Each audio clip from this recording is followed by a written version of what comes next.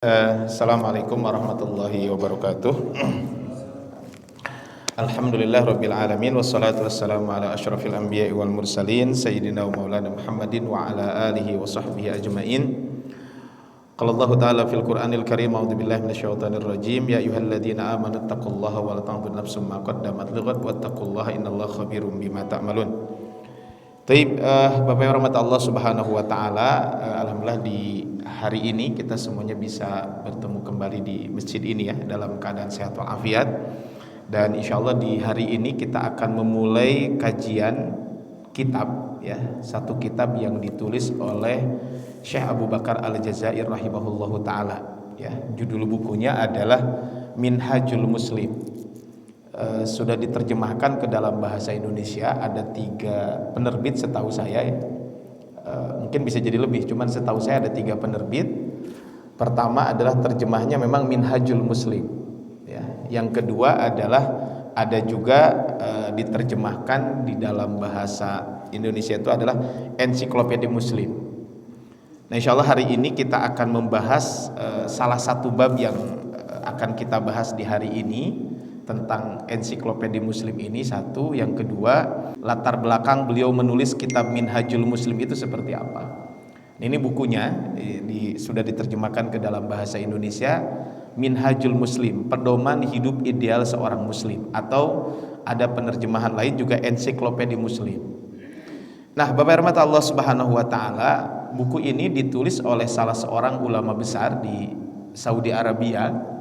Beliau aslinya orang Aljazair, makanya namanya Syekh Abu Bakar Al-Jazair. Jadi beliau ini adalah nama lengkapnya adalah Abu Bakar Jabir bin Musa bin Abdul Qadir bin Jabir Al-Jazairi. Kenapa dinamakan Al-Jazairi? Karena beliau lahir di satu daerah namanya Liwa di daerah Aljazair. Jadi di negara Aljazair. Jadi beliau adalah, makanya disebut dengan Abu Bakar Al-Jazair. Nah, kalau kita lihat tentang pendidikan beliau, memang beliau awalnya adalah belajar di Aljazair. Kemudian setelah itu beliau pindah ke kota Madinah dan belajar di kota Madinah, dan akhirnya beliau juga menetap di kota Madinah menjadi salah seorang dosen di Universitas Islam Madinah, dan beliau juga adalah salah satu pengajar tetap di Masjid Nabawi. Bahkan sampai beliau wafat itu beliau adalah menjadi pengajar tetap di Masjid Nabawi. Jadi sampai beliau meninggal dunia itu adalah beliau memang wafat di kota Madinah sebagai pengajar di Masjid Nabawi. Nah, ini adalah kalau kita berbicara tentang Syekh Abu Bakar Al-Jazair rahimahullahu taala ini. Jadi setahu saya beliau, Bapak Ibu, dulu ketika kami belajar di kota Madinah itu, Syekh Abu Bakar Al-Jazair ini di antara ulama yang paling banyak ngajarnya di Masjid Nabawi. Bahkan sampai akhir hayat beliau, usianya cukup panjang Pak, sampai 97 tahun beliau ini. Bahkan ketika beliau sudah usia 90 tahun saja sudah tidak bisa berjalan, beliau tetap mengajar di Masjid Nabawi. Walaupun mengajarnya tidak seperti sebelumnya. Kalau sebelumnya maghrib isya tiap hari nggak ada liburnya kecuali malam Jumat. Jadi setiap hari Pak, kecuali malam Jumat di Masjid Nabawi itu dari maghrib sampai isya. Nanti jadi maghrib, isya, kemudian setelah isya azan, kemudian kalau ada tanya jawab biasanya dibuka sesi tanya jawab setelah sholat isya. Setelah azan isya itu beliau lakukan setiap hari. Ini sampai beliau wafat. Ini adalah Syekh Abu Bakar Al-Jazair rahimahullahu taala. Nah, beliau wafat belum terlalu lama Pak, sebelum Covid di tahun 2018. Jadi beliau wafat belum terlalu lama, itu di tahun 2018. Nah, tapi pada mata Allah Subhanahu wa taala karya beliau itu cukup banyak. Di antaranya adalah ada tafsir namanya Aisarut Tafasir. Ini buku yang beliau tulis adalah namanya Aisarut Tafasir. Kemudian yang kedua, di antara buku yang beliau tulis juga ada namanya Nidaatur Rahman li Ahlil Iman. Jadi kumpulan ayat-ayat yang dimulai dengan ya ayyuhalladzina amanu. Ada 2 penulis tentang Nidaatur Rahman li Ahlil Iman ini. Pertama Syekh Abu Bakar Al-Jazair, ada lagi salah seorang ulama dari Mesir. Itu adalah kumpulan ayat-ayat yang dimulai dengan ya ayyuhalladzina amanu. Nah, Syekh Abu Bakar Zair ada beberapa karya yang lain. Nah, salah satu karya beliau juga adalah buku ini, yaitu apa? Buku Minhajul Muslim. Nah, pada hari ini Bapak Ibu, sebelum kita membahas tentang salah satu bab yang akan beliau sampaikan, itu adalah sekilas mungkin mukaddimahnya dulu, kenapa sih latar belakang penulisan buku ini. Satu itu. Yang kedua yang kedua adalah metodologi yang beliau sampaikan seperti apa. Nah, kata beliau, saya berkunjung ke negeri-negeri kaum muslimin, kemudian kami berjumpa dengan saudara-saudara seiman. Nah, salah satunya adalah ketika beliau berkunjung ke Maroko. Nah, kemudian saya ajak kawan-kawan untuk merujuk dan berpegang kepada Al-Quran dan Sunnah, karena keduanya adalah jalan keselamatan kaum muslimin sekaligus sumber kekuatan dan kebaikan di setiap waktu dan tempat. Ini kata beliau. Jadi ketika beliau berkunjung ke sana, nah kemudian ketika itu mereka kemudian meminta saya, ketika beliau berkunjung ke beberapa negara, salah satunya ke Maroko. Nah, ketika beliau berkunjung ke Maroko ini, teman-temannya atau kaum muslimin yang ada di situ meminta kepada beliau untuk menulis satu buku, yang buku ini menjadi manhaj, menjadi pedoman, ya. Untuk siapa? Untuk orang-orang beriman, ya, dan orang-orang soleh di daerah itu awalnya. Jadi diminta untuk menulis satu buku sebagai pedoman untuk menjadi panduan dalam kehidupan. Kemudian apa? Yang mana kalau kita lihat di buku itu berbicara tentang akidah, akhlak, ibadah, termasuk juga muamalah. Maka ini beliau diharapkannya seperti itu. Nah, akhirnya apa, Bapak Ibu rahmati Allah Subhanahu wa taala, kemudian ketika beliau pulang ke kota Madinah, maka kata beliau, saya memohon pertolongan kepada Allah dalam menyusun kitab yang dimaksud. Itu apa? Pingin menulis satu buku, yaitu minhaj ataupun pedoman yang diinginkan oleh teman-temannya tersebut. Nah, kata beliau, mulai saya menghimpun ayat-ayat Al-Quran, hadis-hadis Nabi SAW ketika beliau pulang ke Tanah Suci, maksudnya ketika pulang ke kota Madinah, karena beliau aslinya orang Aljazair, kemudian menetap di kota Madinah dan sampai wafat di kota Madinah. Nah, kemudian kata beliau menulis di sela-sela kesibukan beliau, ya, maka beliau menulis itu. Kemudian Allah benar-benar memberkahi usaha kecil-kecilan tiap pekan yang saya lakukan sambil mencuri-curi waktu di tengah padatnya kegiatan sehari-hari dengan berbagai urusan yang menyibukkan hati dan pikiran. Alhasil, Pak, buku ini ditulis oleh beliau selama 2 tahun. Nah, alhasil selama 2 tahun berlalu, barulah kitab ini selesai tersusun dalam rupa yang saya harapkan dan dalam bentuk yang diinginkan oleh teman-teman. Jadi, subhanallah, Pak, ya. Jadi beliau menulis buku ini sampai 2 tahun. Nah, kata beliau, buku ini disajikan kepada kawan-kawan sesama muslim di segala tempat dalam bentuk buku. Nah, kata beliau, buku ini, nah ini pentingnya, Pak, kita melihat dari awal. Buku ini, kata beliau, saya bagi menjadi 5 bab. Jadi saya bagi menjadi 5 bab. Pertama, kata beliau, yang dibahas pertama ini adalah tentang akidah. Maka pembahasan pertama tentang akidah. Bagian kedua tentang adab. Nah, adab ini memang beliau ada akhlak dengan adab. Nah, kalau adab ini adalah nanti lebih kepada adab kepada Allah, kepada Rasul, kepada diri sendiri, kemudian juga kepada orang lain termasuk alam semesta. Ini yang beliau sampaikan. Nah, yang ketiga adalah kata beliau tentang akhlak. Nah, maksud akhlak ini adalah lebih kepada beliau menyebutkan beberapa akhlak yang baik dan akhlak yang buruk. Contoh, jujur, khianat, riya, nah kan nanti ada ikhlas gitu ya. Nah, ini adalah beliau membedakan itu. Walaupun sebenarnya ada kemiripan, tapi beliau menyebutkan tentang adab dan tentang akhlak. Ini bagian ketiga dan 2 dan 3. Yang keempat, Pak, ini kata beliau, saya membahas tentang bab ibadah. Sehingga nanti dari mulai toharoh, sholat, zakat, saum atau puasa sampai haji itu disebutkan. Ini adalah disebutkan oleh beliau. Nah, yang terakhir kata beliau, saya sebutkan juga tentang muamalah. Muamalah itu maksudnya adalah, kalau tadi tentang ibadah, ini muamalah itu adalah fikih muamalah. Nanti tentang pernikahan, perceraian, kemudian kaitan dengan bab jual beli, bahkan nanti juga ada kaitan dengan bagaimana hubungan dengan non muslim, tentang makanan dan lain sebagainya. Itu beliau sampaikan. Jadi ini adalah kalau kita berbicara tentang buku ini. Nah, kata beliau buku ini menghimpun pokok dan cabang. Kalau pokok kan sholat contohnya Pak. Kalau kita berbicara tentang sholat kan sholat itu ada yang rukun, ya, ada sholat wajib, tapi nanti ada sholat sunnah. Nah, ini adalah beliau menyampaikan seperti ini. Benar jika saya menamakan, ini beliau sendiri yang menamakan. Nama bukunya adalah Minhajul Muslim, kata beliau. Nah, ini adalah bukunya adalah Minhajul Muslim. Nah, Bapak rahmat Allah Subhanahu wa taala, kalau kita berbicara tentang buku ini, jadi mencakup tentang apa yang kita butuhkan. Akidahnya ada, etikanya ada, kemudian ibadahnya ada, muamalahnya pun ada. Nah, kata beliau ketika menulis tentang buku ini, apa kata beliau yang beliau sampaikan tentang metodologinya? Jadi beliau menyampaikan, metodologi yang beliau sampaikan adalah bahwa ketika menulis buku ini beliau tidak akan menyebutkan perbedaan pendapat di kalangan para ulama kalau berbicara tentang fikih. Sehingga beliau ini akan lebih mudah dipahami. Kenapa? Contohnya apa? Hukum ini satu, dalilnya ini. Hukum ini dua, dalilnya ini. Sehingga ini kata beliau adalah seperti itu yang beliau lakukan. Kenapa? Karena kalau terlalu panjang kan nanti orang juga mungkin agak malas juga membacanya.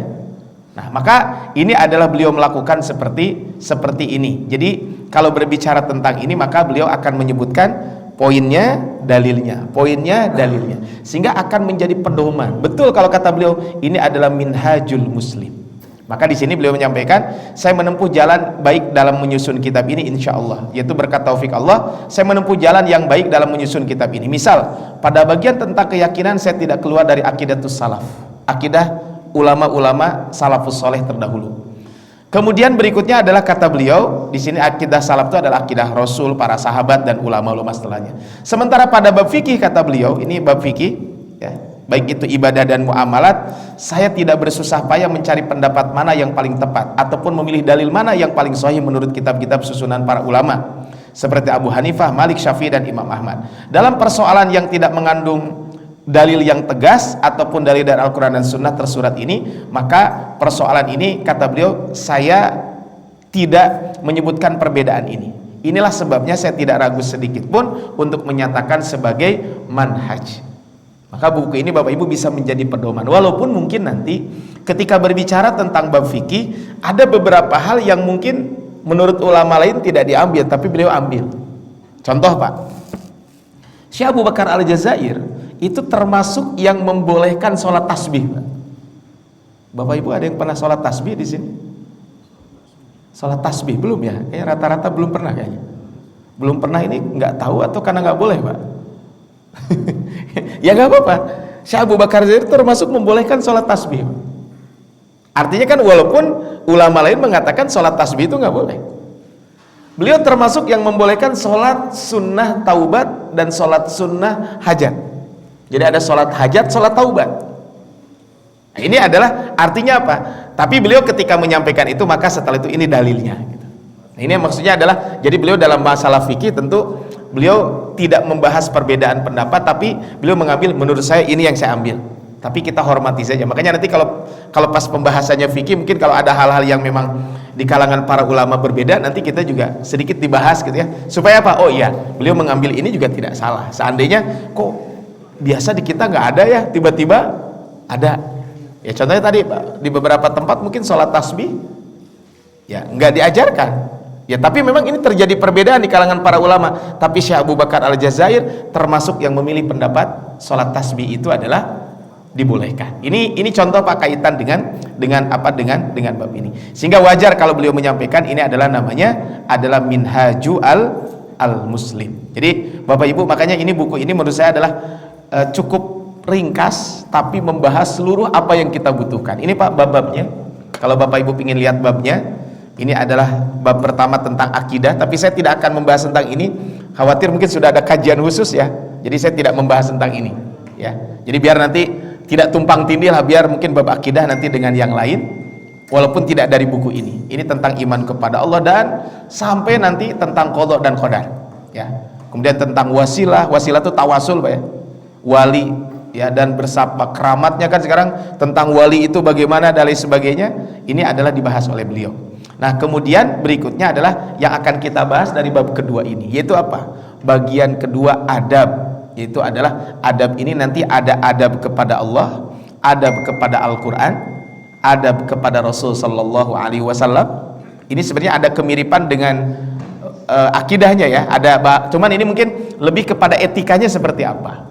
Kalau rukun iman kalau berbicara tentang iman kepada malaikat nanti akan dibahas itu. Iman kepada Rasul, mungkin Rasul itu berapa dan lain sebagainya. Nah, kalau ini adalah nanti akan lebih spesifik bagaimana etika kita kepada Rasul, bagaimana etika kita kepada Al-Quran. Termasuk di sini Pak, etika kepada diri sendiri.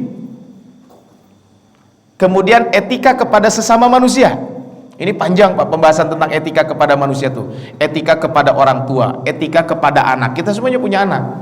Kita semua sebagai anak, kan ada etika ke orang tua, baik masih hidup atau sudah meninggal. Etika kepada kerabat, etika kepada tetangga, bahkan kepada non muslim. Nah, termasuk di sini ada yang disebutkan hak istri yang harus ditunaikan suami dan hak suami harus ditunaikan istri. Kemudian nanti adab duduk bersama Pak di satu majelis. Adab makan dan minum. Ini kan sederhana ya, kita makan dan minum, tapi ada etikanya. Bapak Ibu mungkin sering bertamu atau menerima tamu, ada etikanya.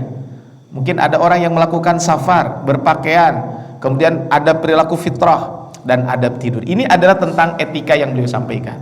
Nah, tentang akhlak nanti ada akhlak terpuji, ada akhlak yang tercela. Nah, ini adalah yang beliau sampaikan. Tentang ibadah Pak, dari mulai bersuci, buang hajat ini masuk ke dalam bersuci, wudu, mandi, tayamum, ini kan tentang bersuci semua. Mengusap khuf, hukum haid dan nifas.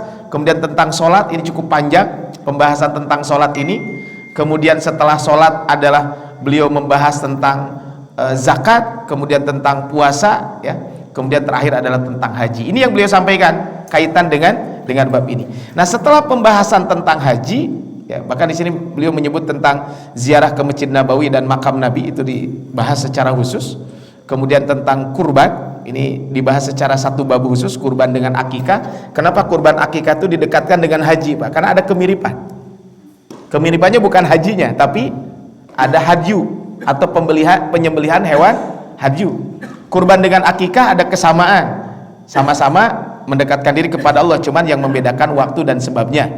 Tentang muamalah ini juga cukup lengkap Pak, dari mulai tentang jihad, kemudian juga tentang perlombaan. Ini mungkin pasnya nanti pas Agustusan ya, nanti bagaimana fikih perlombaan Pak. Jadi fikih perlombaan itu ada juga. Nah, materi perlombaan dan lain sebagainya, ini tentang jual beli dan seterusnya. Nah, Bapak Ibu, inilah insya Allah nanti kita akan bahas mungkin bab-bab ini ya, tapi di hari ini kita akan membahas satu bab yang insya Allah sebagai muqaddimah di kajian hari ini adalah kaitan dengan apa? Kaitan dengan etika, yaitu etika apa? Etika ataupun akhlak ataupun adab. Adab apa? Adab kaitan dengan niat. Ini yang akan kita bahas di kesempatan kali ini. Tapi Bapak rahmat Allah Subhanahu wa taala, kalau kita berbicara tentang bab ini ya, Syekh Abu Bakar Al-Jazair rahimahullahu taala ketika beliau menyebutkan tentang etika yang pertama adalah yang beliau sampaikan adalah tentang niat. Tapi Bapak Ibu, sebelum saya membahas tentang etika niat ini, mungkin sekilas Pak ya, apa sih keistimewaan buku ini mungkin ya, sehingga buku ini saya kira layak untuk dimiliki oleh Bapak Ibu. Tapi saya nggak jualan ya, usah jualan nggak, saya nggak jualan buku Pak. Mangga kalau yang mau versi bahasa Arabnya, insya Allah saya siap memberikan dalam bentuk PDF ya. Kalau itu mah karena sudah banyak di media sosial Pak ya, atau di online itu sudah banyak yang versi bahasa Arab. Jadi mangga kalau ada yang mau ya, yang berbahasa Arabnya. Nah, ini adalah beliau menyebutkan apa sih kelebihan buku ini. Kelebihan buku ini minimal ada 3 hal Pak. Pertama, bahasa yang mudah. Jadi Syekh Abu Bakar Al-Jazair itu bahasanya sangat mudah. Makanya ketika kami dulu kuliah, itu beliau ini kajian yang beliau ampu di Masjid Nabawi, itu mayoritas yang hadir umum Pak, berbagai macam kelompok. Karena ada contohnya kajian Syekh Abdul Muhsin Al-Abbad, itu kebanyakan biasanya para mahasiswa. Karena itu kajian tentang hadis perawi dan lain sebagainya. Malam Jumat dulu di zaman kami ada Syekh Muhammad Mukhtar Asy-Shinqiti, itu salah seorang ulama yang mendapatkan gelar Faqihul Mamlakah. Jadi itu secara khusus. Tapi Syekh Abu Bakar Jazair semua masyarakat bisa hadir di situ. Kenapa? Karena mungkin dari sisi bahasa, pembahasan juga cukup mudah. Yang kedua Pak, sistematika yang jelas. Karena susunan babnya jelas gitu. Bab ini, bab itu dan seterusnya. Yang terakhir adalah praktis dan lengkap. Ini menjadi kelebihan dari buku ini. Tapi beberapa Allah Subhanahu wa taala, kita akan mulai pembahasan kita di hari ini adalah kaitan dengan adab dalam niat. Ya. Beberapa Allah Subhanahu wa taala, kalau kita berbicara tentang niat ini, ya, Syekh Abu Bakar Al-Jazair, ya, beliau di awal pembahasan ini menyebutkan, kata beliau adalah seorang muslim hendaklah mengimani pentingnya niat. Ya, jadi yu'minul muslim bi khatari sya'ni niyati. Seorang muslim sangat penting untuk mengimani kaitan dengan niat ini. Ya, jadi seorang muslim hendaklah meyakini niat dalam segala aktivitasnya, dalam segala kehidupannya. Jadi betapa pentingnya niat ini, kata beliau. Baik adalah wa ahammiyatuha li sairi a'malihid diniyah wa dunyawiyah. Kata beliau, seorang muslim hendaklah mengimani bahwa niat ini sangat penting dalam segala aktivitas kita, juga urusan agama. Kenapa kata beliau seperti itu?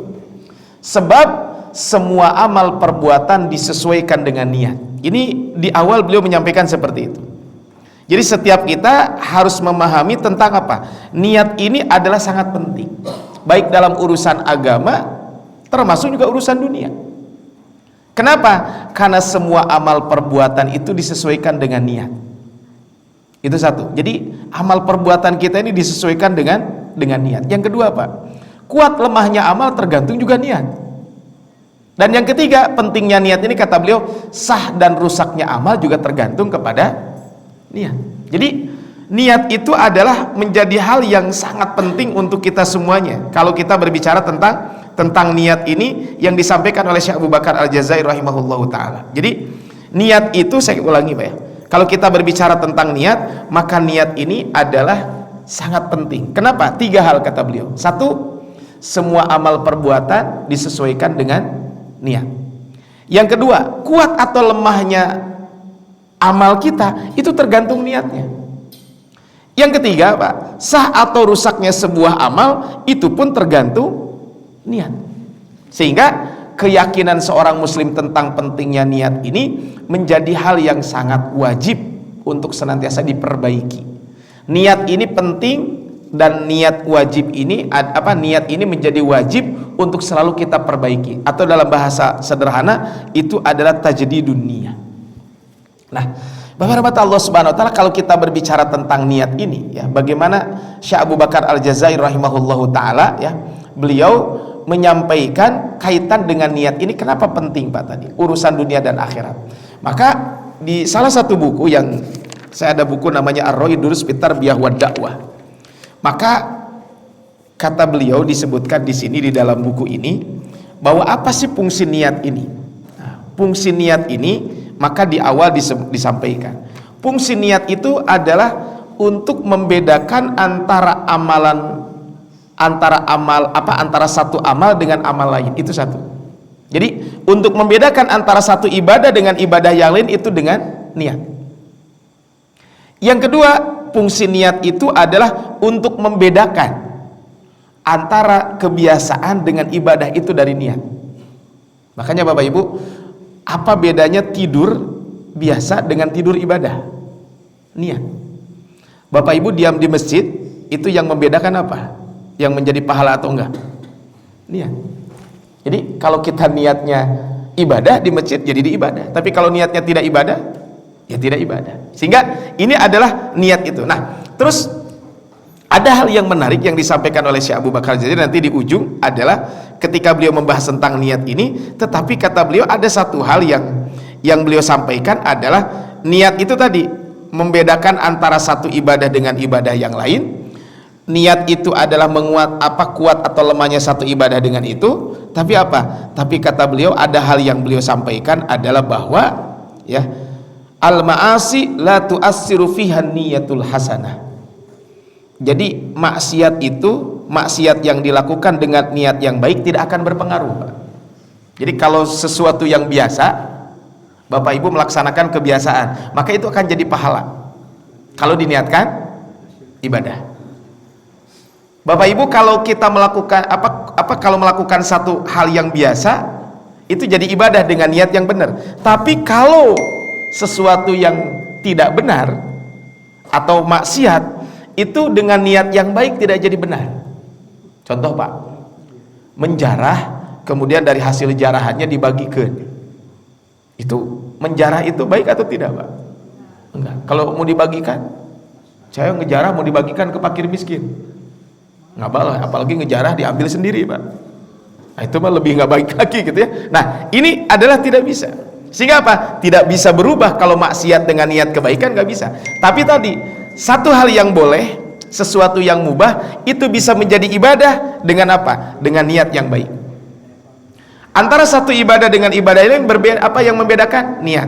Tapi kemaksiatan tidak akan berubah jadi ketaatan ketika ada orang yang melakukan itu dengan niat yang baik. Nah, beliau menyampaikan kaitan dengan ini ayat-ayat dan hadis Nabi SAW yang beliau sampaikan. Pertama dalam surat Al-Bayyinah ayat kelima. Hafal semua saya kira hadis ini, ayat ini.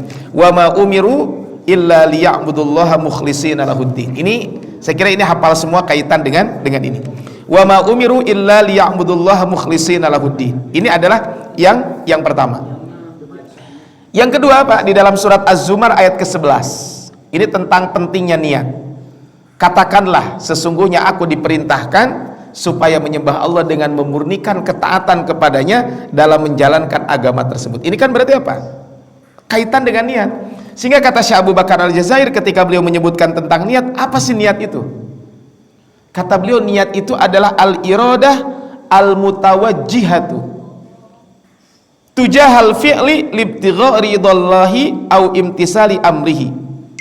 Keinginan yang mengarahkan pada satu perbuatan untuk meraih pahala Allah dan melaksanakan perintah Allah. Kata beliau seperti itu. Jadi keinginan yang mengantarkan kepada satu perbuatan itu dalam rangka mencari keridhaan Allah dan melaksanakan perintah Allah Subhanahu wa taala. Ini adalah kalau kita berbicara tentang niat itu. Bahkan dalam ungkapan lain disebutkan inbithaul qalbi nahwal amal al muwafiqi li gharadin sahihin. Niat itu adalah kemantapan hati untuk beramal soleh yang tujuannya benar. Maksud tujuan benar itu apa, Pak? Ingin mendapat manfaat, menolak madharat, ya, baik itu yang cepat maksudnya di dunia ataupun di akhirat. Ini adalah kalau kita berbicara tentang niat. Kemudian yang kedua, Pak, ini saya kira sering dengar hadis Nabi SAW, innamal a'malu bin niat. Amal kita ini tergantung niatnya. Taib. Begitu juga dalam hadis Nabi, sesungguhnya Allah tidak melihat rupa kalian. Innallaha yanzuru ila suwarikum ya wala ila amwalikum. Allah tidak melihat rupa, Allah tidak melihat benda kalian, tapi yang Allah lihat itu apa? Hati kalian. Berarti kalau hati itu apa? Hati itu kata para ulama berarti niat. Makanya ketika Imam Syafi'i menyebutkan tentang innamal a'malu bin niat, ketika menyebutkan hadis ini, kata beliau, ini adalah hadis ini merupakan poros agama. Ada ulama lain mengatakan hadis innamal a'malu bin niat ini sepertiga agama. Kenapa? Karena agama kita ini kan terdiri dari hati, ada fisik, ya, ada lisan, gitu ya. Nah, hati ini kaitan apa? Dengan niat. Jadi kalau kita berbicara tentang amal kita ini adalah ada amal hati, ada amal lisan, ada amal fisik. Nah, amal hati ini adalah yang disebut dengan niat tersebut. Makanya yang disebut melihat hati adalah melihat niat. Kenapa? Niat adalah faktor yang mendorong dan memotivasi perbuatan tersebut. Makanya Bapak Ibu, inilah kenapa beliau menyebutkan di awal bab tentang niat. Padahal nanti beliau akan menyebutkan tentang ikhlas secara khusus. Makanya kalau Imam Al-Bukhari itu ketika beliau menulis hadis Sahih Bukhari, apa coba yang beliau pertama kali katakan? Kata beliau, saya menulis Sahih Bukhari itu adalah kenapa innamal a'malu binniyat di hadis pertama. Beliau menyampaikannya begini, Pak. Kata beliau, supaya saya yang menulis ikhlas karena Allah dan orang yang membaca pun ikhlas karena Allah. Sehingga ada ungkapan ulama lain mengatakan siapapun yang menulis buku hendaklah dimulai dengan innamal a'malu binniyat. Tapi ini adalah kaitan dengan ini. Jadi landasannya satu ayat Al-Qur'an, yang kedua adalah hadis Nabi SAW. Nanti yang ketiga kita akan lanjutkan Bapak Ibu tentang hadis yang disampaikan oleh Syekh Abu Bakar Al-Jazair tentang niat ini dan betapa pentingnya niat ini dalam kehidupan kita. Insya Allah nanti kita akan lanjutkan Bapak Ibu setelah melaksanakan sholat isya berjamaah. Kita pending dulu ya, dengarkan azan kemudian kita sholat isya berjamaah. Kita akhiri dengan baca hamdalah bersama-sama. Alhamdulillahirabbil alamin, dan doa kafaratul majlis. Subhanakallah bihamdika asyhadu an la ilaha illa anta astaghfiruka wa atubu ilaik. Assalamualaikum warahmatullahi wabarakatuh.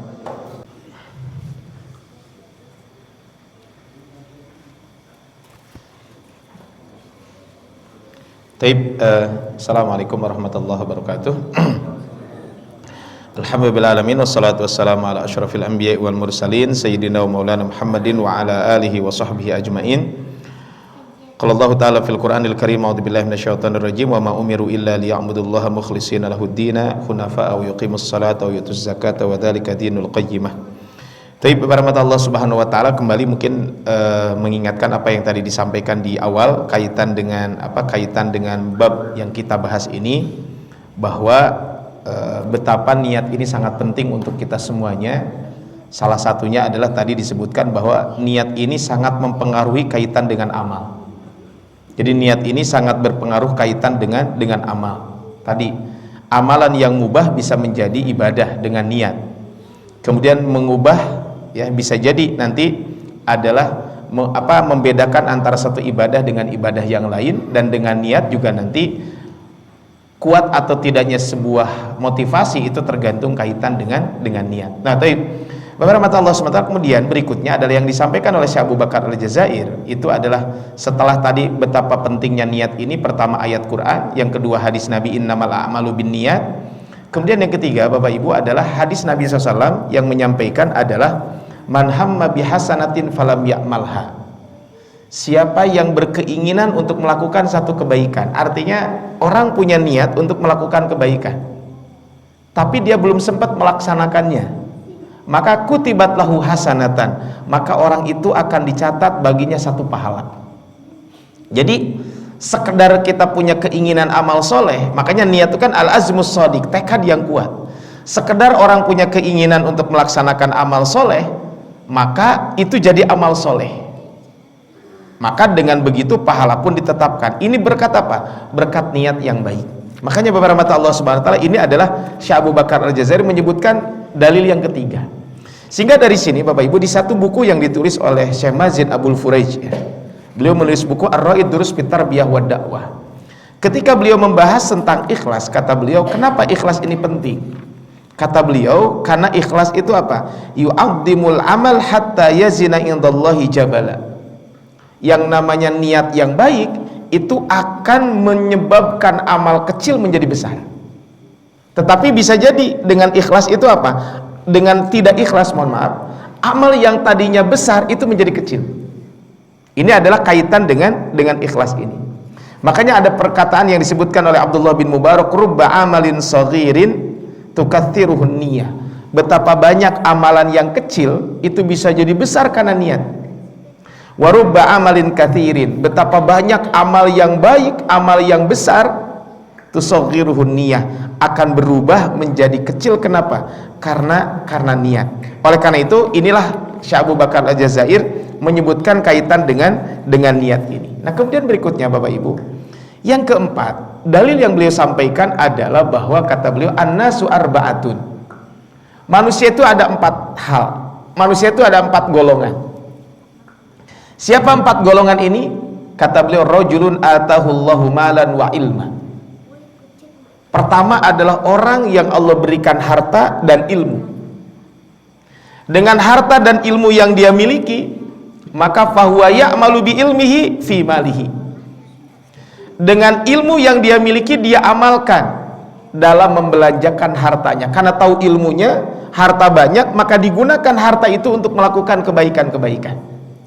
Fayaqulu rajulun law atanillahu ta'ala min mislu ma atahullahu la amiltu kama amila fahuma fil ajri sawaun. Jadi yang pertama itu adalah orang yang diberikan harta ya, dan ilmu, dengan itu dia digunakan untuk kebaikan, itu sebaik-baiknya orang. Tapi ada Bapak Ibu yang kedua, Allah berikan ilmu tapi tidak diberikan harta.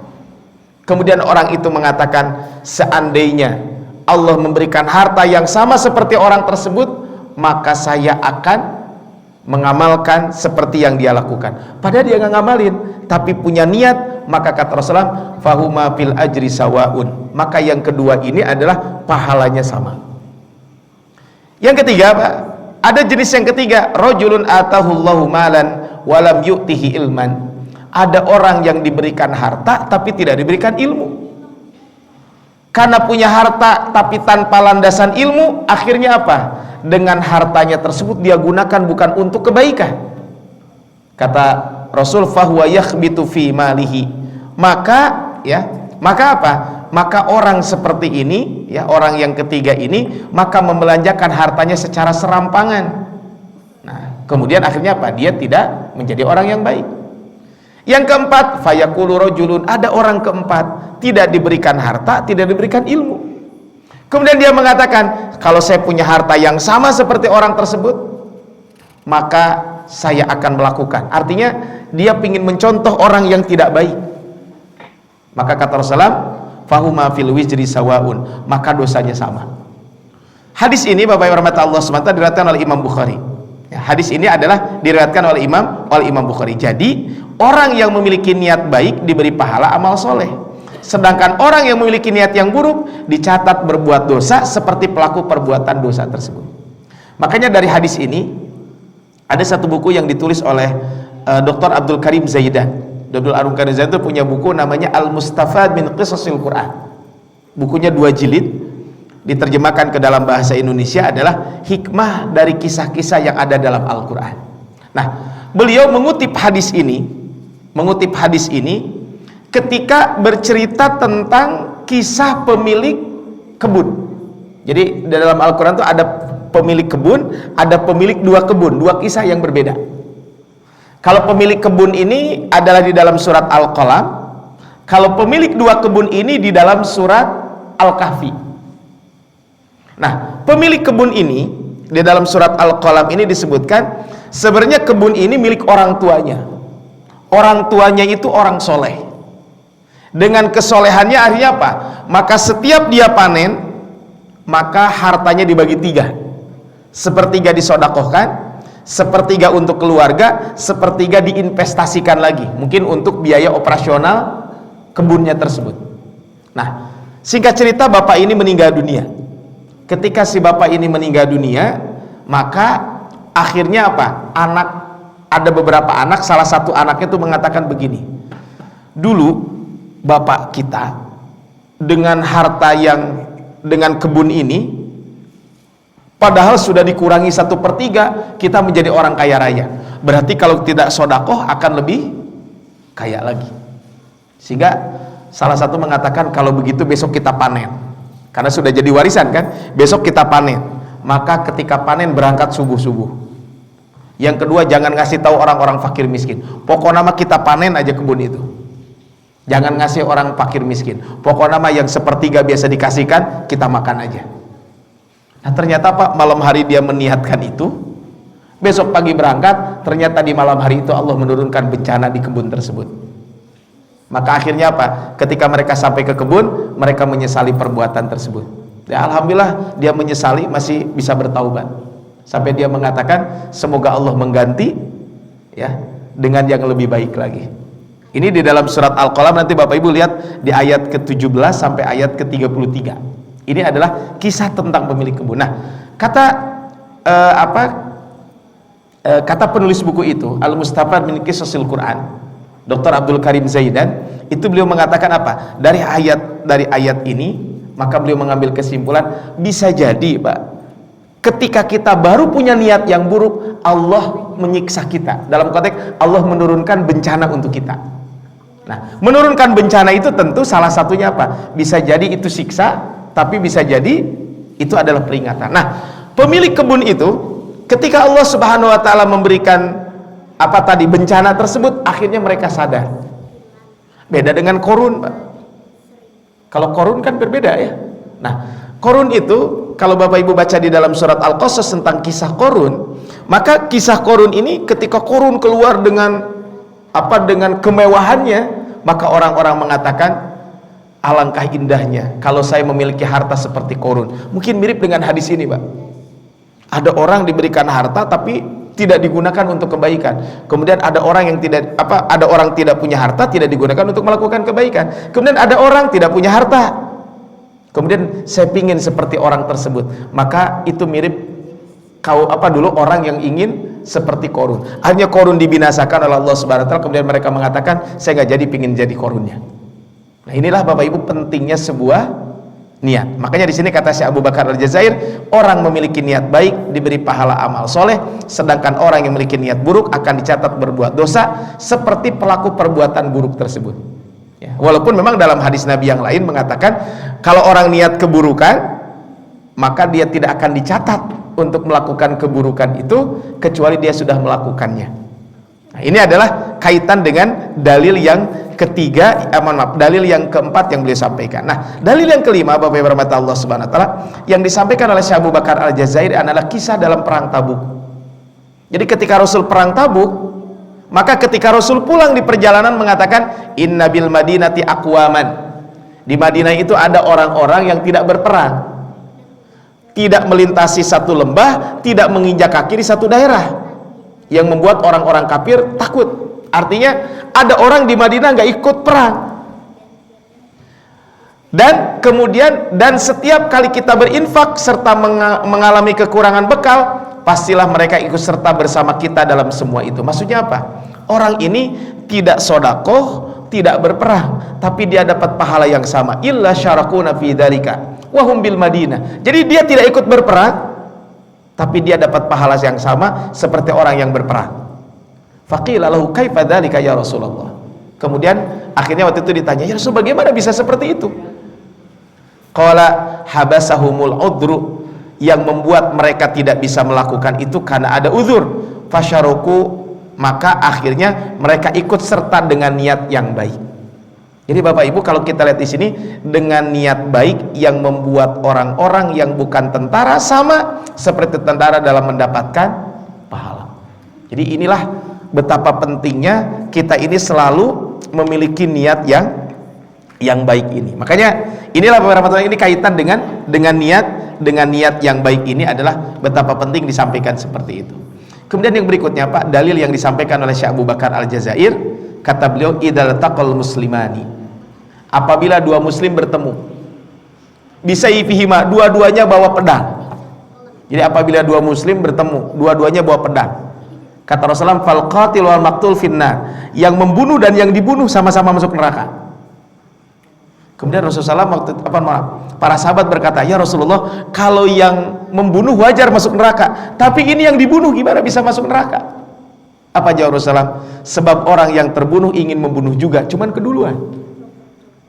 Jadi kan sama-sama pingin membunuh, cuman keduluan. Kan bisa jadi, Pak, ada orang mungkin ke masjid, saya ke masjid niatnya apa? Pengen mencuri sendal. Udah berangkat ke masjid, niat awal memang mau mencuri sendal, tapi pas sendal yang diincarnya keburu keduluan sama yang lain, dosanya tetap dapat karena dia sudah punya niat. Walaupun tadi kalau dia sudah niat kemudian gak jadi melakukan niat buruk itu karena takut kepada Allah, maka gak jadi pahala dosanya justru akan diganti menjadi pahala. Tapi jangan sampai kita punya niatan buruk, Pak. Karena kalau punya niatan buruk, khawatir seperti kisah apa? Kisah pemilik pemilik kebun. Dia belum panen, baru niat. Begitu baru niat malamnya, besok pagi ke kebun, kebunnya sudah binasa.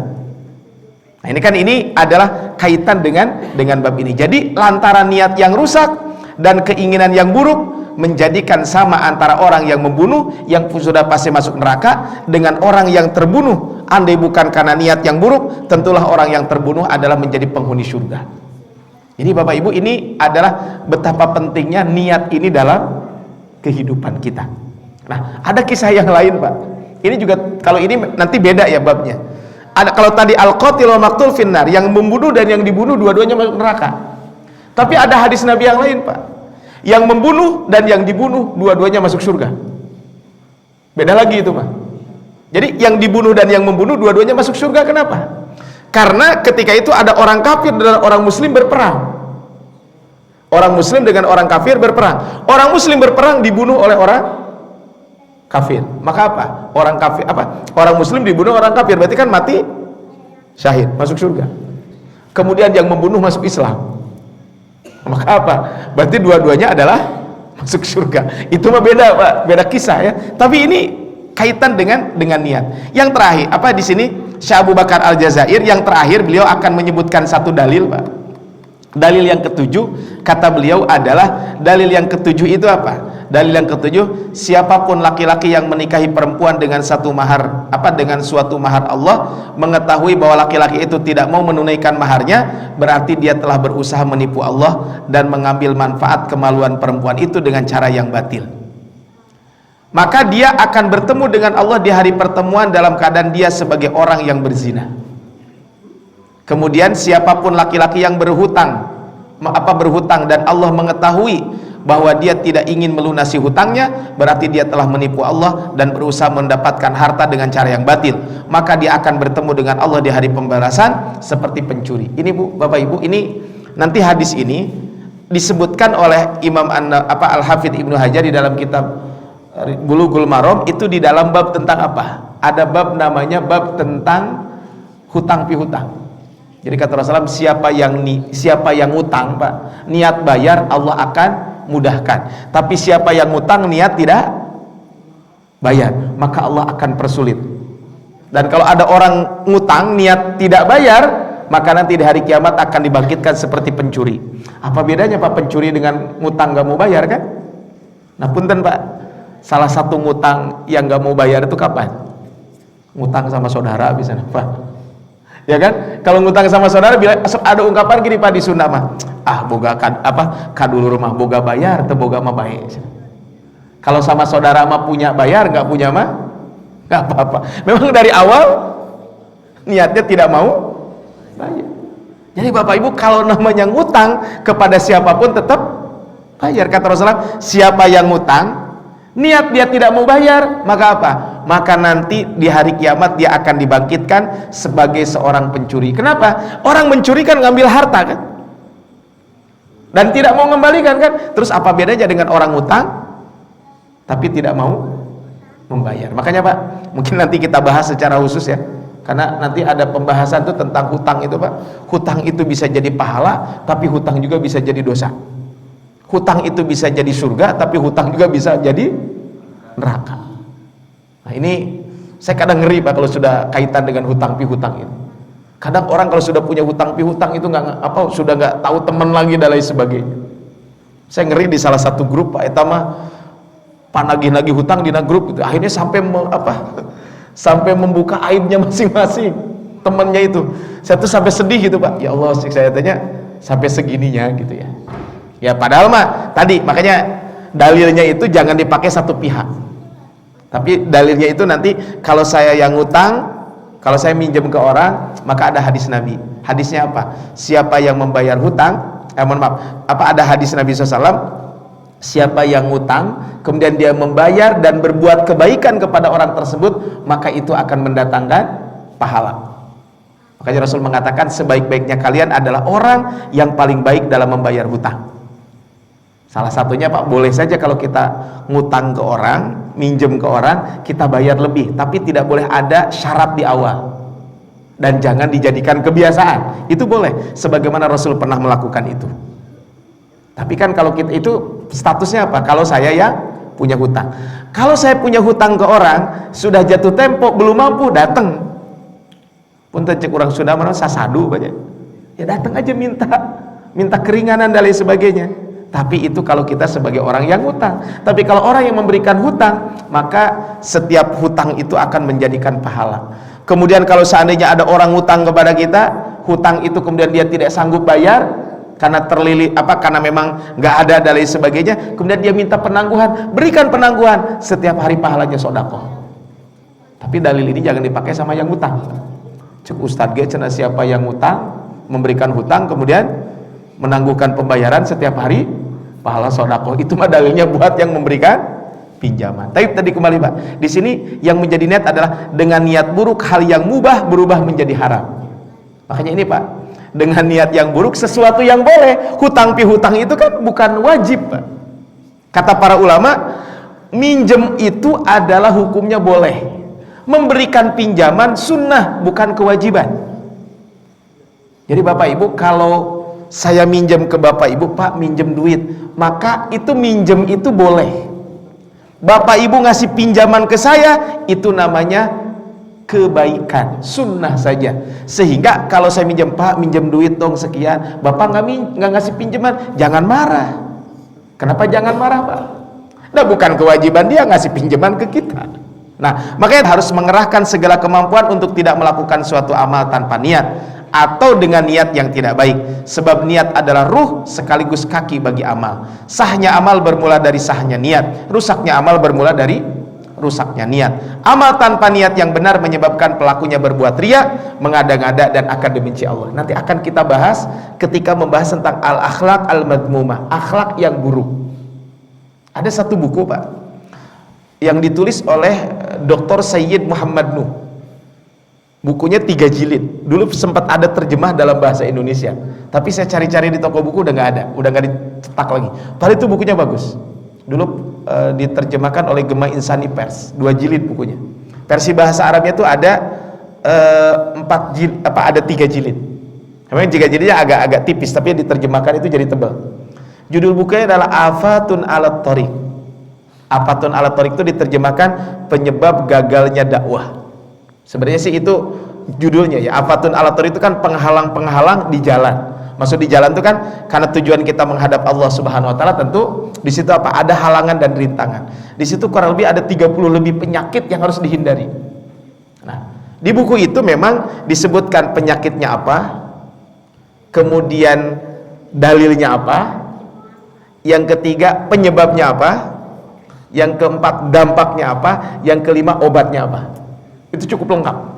Bukunya 3 jilid. Mungkin nanti ketika pembahasan tentang akhlak tadi, akhlak mahmudah dengan akhlak madmumah. Nah, ketika membahas tentang akhlak madmumah, akhlak yang tercela, mungkin nanti coba kita ambil juga beberapa poin dari buku itu.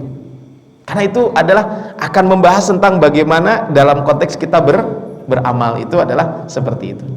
Nah, seorang muslim meyakini pula bahwa niat adalah rukun sekaligus syarat bagi segala amal, karena dia memandang niat bukan sekedar ucapan dengan lidah, misal dengan ya Allah aku niat seperti ini, bukan pula sekedar ucapan dalam hati, melainkan kesemangatan hati untuk beramal sesuai dengan tujuan mendapatkan manfaat yang benar dan menolak kerugian yang akan datang cepat maupun lambat. Ini tadi Pak yang disampaikan di awal, bahwa kata Syekh Abu Bakar Al-Jazair, yang namanya niat itu apa? Inbisaul qalbi, kemantapan hati, nahwal amali, dalam rangka beramal. Amalnya apa? Al muwafiq li gharadin sahihin, amalnya yang sesuai dengan tujuan yang benar. Tujuan yang benar itu apa? Mendatangkan manfaat, menolak madarat, cepat atau lambat. Cepat itu maksudnya di dunia, lambat itu nanti di akhirat. Ini kata beliau. Niat juga merupakan keinginan yang mengarah pada perbuatan guna meraih ridha Allah dan melaksanakan perintahnya. Ini tadi disampaikan al-iradah al-mutawajjihah tujahal fi'li libtigha'i ridallahi au imtisali amrihi. Ini adalah yang dimaksud dengan niat, kata beliau. Dengan demikian seorang muslim meyakini bahwa amal yang mubah berubah menjadi ibadah dan yang berpahala lantaran niat. Ibadah yang tidak mengandung niat baik, maka ibadah itu berubah menjadi maksiat yang menimbulkan dosa dan siksaan. Makanya Pak, inilah kalau kita berbicara tentang niat ini. Namun seorang muslim tidak memandang bahwa maksiat dapat berpengaruh oleh niat yang dikandungnya sehingga berubah menjadi ibadah. Tadi yang disampaikan, walaupun niatnya baik, kalau itu maksiat tentu tidak dibolehkan. Pasalnya, orang yang membuat seorang marah guna menyenangkan perasaan orang lain, berarti dia bermaksiat terhadap Allah dan berdosa. Niatnya yang menurutnya baik tidaklah berguna. Orang membangun masjid dengan harta yang haram tidak mendapatkan pahala. Begitu pula orang yang menghadiri pesta berdansa, bersenda gurau atau membeli kertas-kertas judi, lotre dengan niat mendorong kegiatan sosial atau untuk membantu suatu jihad dan sebagainya, itu tetap maksiat. Kan dulu ada ya, SDSB ya. Saya sih nggak ngalamin Pak, cuman denger aja gitu ya. Dulu masih kecil, masangnya tuh hari Rabu kalau nggak salah ya, pengumumannya malam, pengumumannya Kamis kalau nggak salah. Dulu tuh itu. Nah kan SDSB itu kan resmi dulu ya, resmi, dan itu tuh menjadi pemasukan ke negara kalau nggak salah ya. Kan itu di bawah Kementerian Sosial kan. Tapi kan setelah itu dihapus. Makanya dulu kalau ada pertandingan bola tuh, pertandingan ini disiarkan secara langsung atas kerjasama TPRI dan SDSB. Nah, tetap aja Pak nggak boleh gitu ya. Ini kaitan dengan niat. Begitu pula orang yang mendirikan kubah pada makam orang-orang soleh, menyembelih sembelihan bagi mereka atau bernazar bagi mereka dengan niat mencintai orang soleh, itu bagus. Tapi tadi kalau nanti menjadi hulu, tentu ini tidak dibenarkan. Sehingga Bapak Ibu, dari sini ya, adab tentang niat ini kalau saya simpulkan adalah pertama Pak, bahwa hukumnya wajib untuk selalu memperbaiki niat. Itu poinnya. Jadi kita ini wajib untuk selalu memperbaiki niat. Yang kedua Pak, kuat atau lemahnya amal sangat tergantung kepada niat. Kalau kita punya niatan yang kuat, akan semangat beribadah. Tapi kalau niatan kita lemah, ya otomatis maka itu pun akan berpengaruh. Kemudian sah dan rusaknya amal sangat tergantung kepada niat. Tadi disampaikan ya, orang bayar zakat kan itu kewajiban, maka kalau niatnya benar dapat pahala, kalau tidak kewajiban gugur tapi dia tidak menjadikan pahala. Kemudian jami'il a'mal tatakayyafu biha, balasan dari seluruh amal menyesuaikan dengan niat. Maka dengan niat yang buruk, amal mubah menjadi haram. Dengan niat yang baik, amal mubah menjadi ibadah yang berpahala dan mendapatkan balasan. Tetapi kemaksiatan, walaupun diniatkan dengan niat yang baik, maka tidak berubah menjadi ibadah. Sehingga niat adalah rukun pertama sekaligus syarat suatu amal. Makanya betul kata para ulama, amal kita kalau ingin diterima dua kan, niat karena Allah sesuai dengan tuntunan yang ada. Sehingga ini adalah di awal Syekh Abu Bakar Al-Jazair rahimahullahu taala, beliau membahas dulu kaitan dengan bab ini. Baik, Bapak rahmat Allah Subhanahu wa taala, sebagai penutup mungkin dari saya gitu ya. Saya ambil dari buku ini beberapa hal kaitan dengan apa sih sifatnya orang ikhlas itu. Orang yang memiliki niat yang baik itu apa? Pertama, Pak, orang yang memiliki niat yang ikhlas, niat yang baik itu adalah amalul khalwati ahabba ilaihi min amalil jalwah. Amal yang dilakukan sendirian, amal yang dilakukan sendiri itu lebih dia sukai dibanding amal yang dilakukan bersama-sama. Maksudnya gini Pak, kalau amal sholat berjamaah, saya mah gak mau berjamaah ke masjid. Kenapa? Takut ria. Itulah ria Pak. Maksudnya kan sesuatu yang sifatnya bersama-sama ya memang kita lakukan bersama-sama. Bapak Ibu sholat sunat gerhana itu anjurannya berjamaah, laksanakan berjamaah. Tapi ada amal-amal tertentu yang memang bagusnya kita laksanakan sendiri. Contohnya apa? Tahajud Pak. Tahajud itu kan, nah kadang amalan ini mungkin tidak kelihatan orang. Bersodakoh itu boleh terang-terangan, tapi lebih utama sembunyi-sembunyi. Tapi tadi kadang ada kalanya bersodakoh ini adalah dengan amal sodakoh ini diumumkan dalam rangka apa? Memberikan motivasi, nggak apa-apa. Tapi ada kalanya juga dilakukan secara sembunyi-sembunyi. Kemudian yang kedua Pak, atau sifat orang ikhlas itu adalah yang kedua, batinuhum a'maru min dhahirihim. Maksudnya adalah batinnya itu lebih makmur. Maksudnya lebih makmur ini adalah batinnya itu dia lebih baik dibanding zahirnya. Ya bukan berarti kita tidak boleh menampakkan amal ibadah, enggak, ini agak mirip dengan yang pertama. Tapi apa? Tapi as-sarair, sesuatu yang rahasia itu dia lebih semangat dalam beribadah, lebih baik dalam beribadahnya dibanding yang zahirnya. Kemudian berikutnya Pak, khaifuna min adamil qabul. Orang ikhlas itu orang yang sangat khawatir amalnya tidak diterima.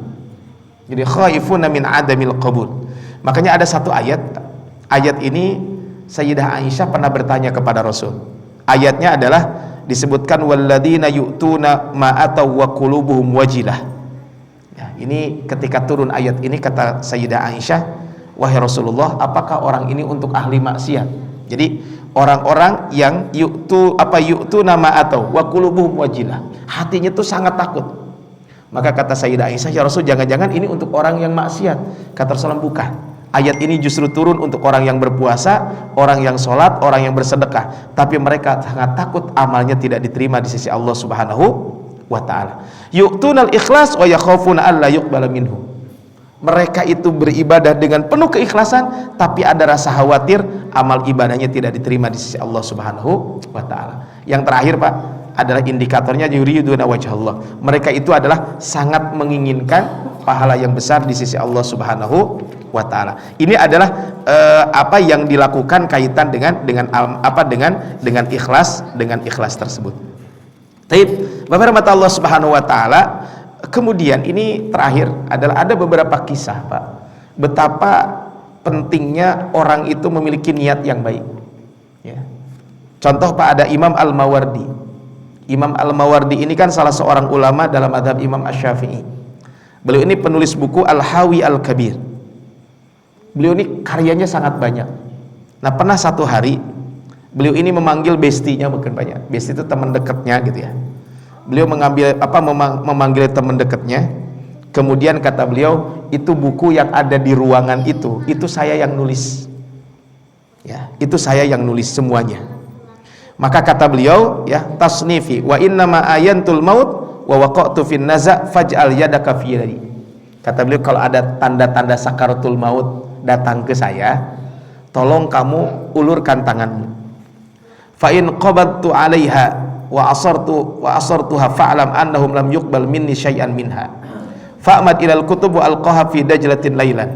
Jadi kata beliau, kalau saya menggenggam tangan ini, jadi coba kamu ulurkan tanganmu. Kalau saya menggenggam tangan, saya menggenggam tanganmu, maka apa?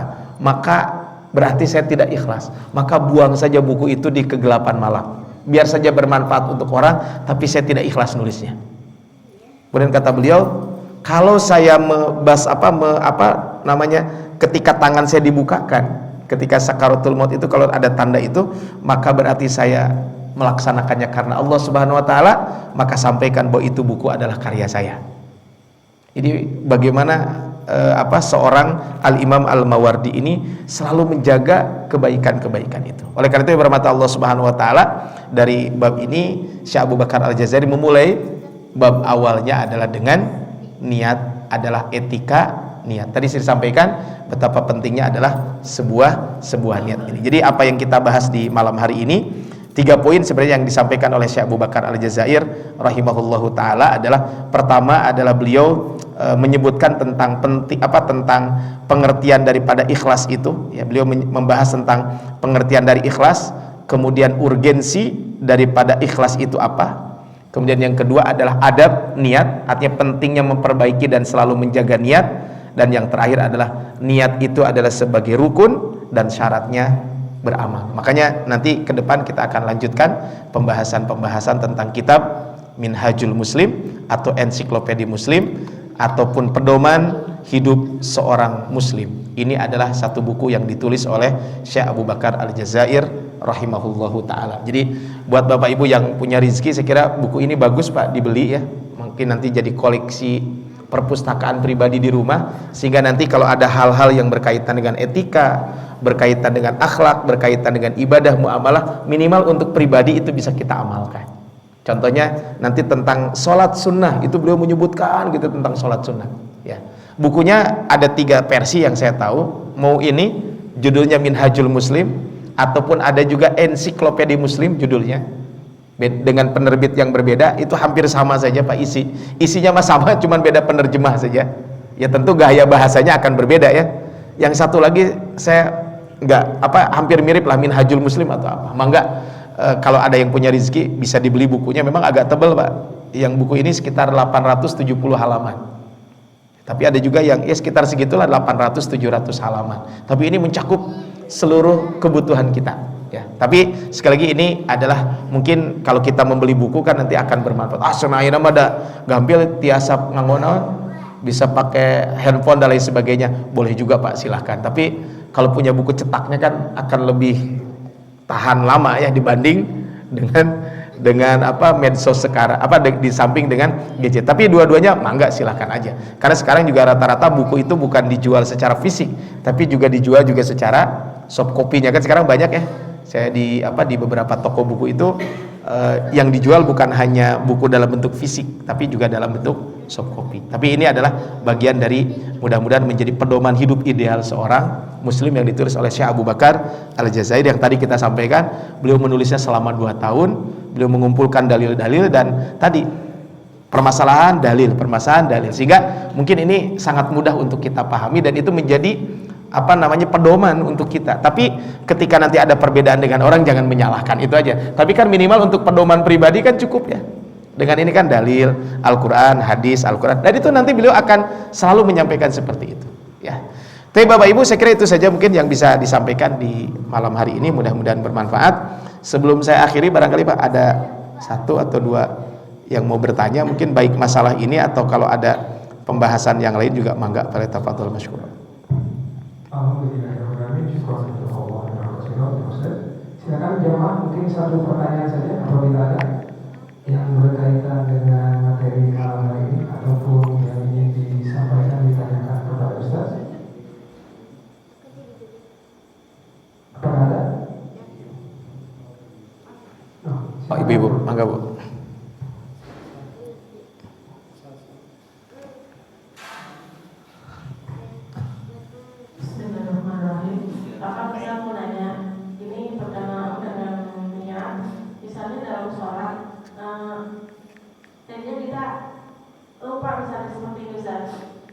Kalau misalnya mau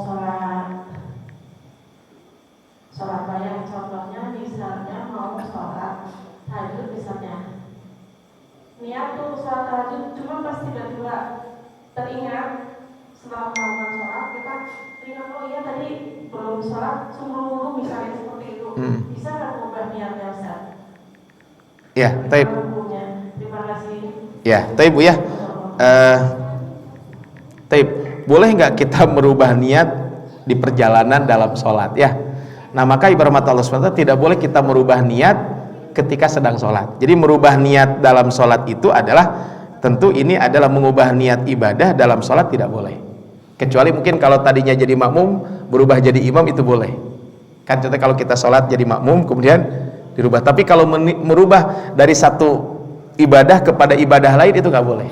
Tapi kalau seandainya kita tadi sore sholat tahajud tapi belum syukrul wudu, maka tahajud itu sudah include syukrul wudu. Nah nanti dalam bahasa fikih, nanti kalau pembahasan tentang fikih nanti ada namanya al-ishtiraku fin niyah. Jadi ataupun at-tadakhul bainan niyat. Jadi menggabungkan satu ibadah dengan niat yang berbeda. Itu ada yang dibolehkan, ada yang enggak. Contohnya yang enggak boleh apa? Antara amalan wajib dengan sunnah itu enggak boleh.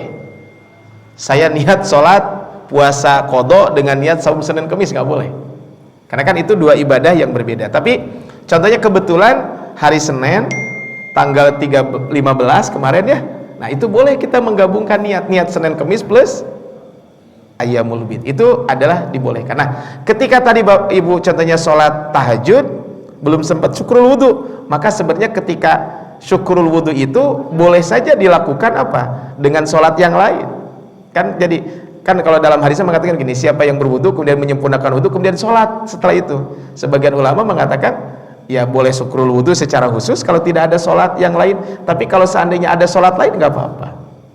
Nah contohnya menggabungkan niat itu kalau bapak-bapak ibu-ibu masuk ke masjid Pak, masuk ke masjid pas lihat kan ada timer di sini ya. Nah kalau idealnya Pak, kalau kita masuk masjid ada syukrul wudu, berarti sholat syukrul wudu, kemudian tahiyatul masjid, kemudian yang ketiga qobliyah. Tapi kan waktunya tinggal 4 menit, jadi kan nggak mungkin tiga sholat, cukup aja ambil qobliyah. Maka tahiyatul masjid sudah include di situ. Karena kan dalam hadis siapa yang masuk masjid janganlah duduk kecuali dia sholat. Berarti kan ya udah sholat qobliyah itu sudah masuk. Nah kalau masuk masjid kemudian sholat wajib, ya udah sholat aja, nggak usah kita sholat tahiyatul masjid. Kenapa? Karena itu bagian dari itu. Jadi kalau merubah mah nggak boleh Bu. Sholat zuhur atau asar, sholat asar jadi rubah jadi zuhur, itu nggak boleh. Merubah di tengah-tengah, termasuk ibadah puasa. Ibu teh puasanya puasa qadha, saya teh atau puasa sunnah tapi belum qadha, saya dirubah jadi qadha, nggak boleh, karena kan diniatnya seperti itu barangkali Bu, wallahu a'lam bishawab. Ya.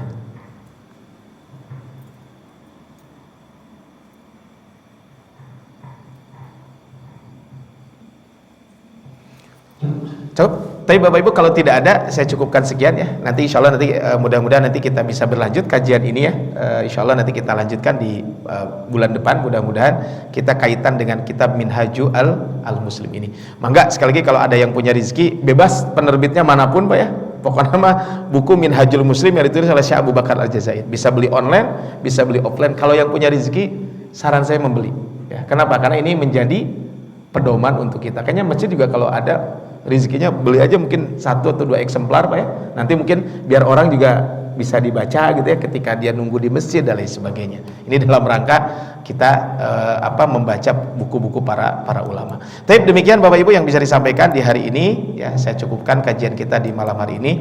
Kita akhiri dengan hamdalah alamin. Subhanakallah bihamdika asyhadu an la ilaha illa anta astaghfiruka wa atubu ilaik. Hadanallahu ikum ajmain wallahul muwaffiq ila aqwamit thoriq. Nasrun minallah fatun qarib ihdinas siratal mustaqim. Fastabiqul khairat. Assalamualaikum warahmatullahi wabarakatuh.